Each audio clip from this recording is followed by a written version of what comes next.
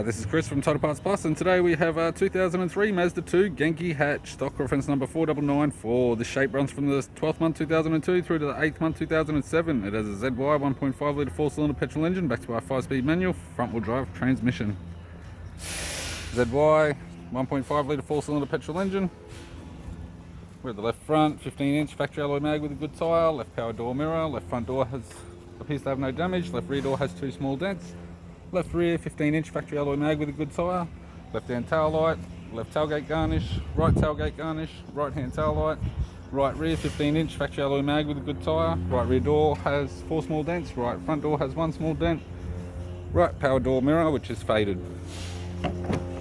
With the driver's side door trim, power window master switch, this vehicle is fitted with black cloth interior, manual center console, 5-speed manual gear shifter, heated controls, 6-stack CD player, interior mirror, left sun visor, right sun visor, and the instrument cluster. I'm Chris from Total Parts Plus, and I'd like to thank you for watching this video.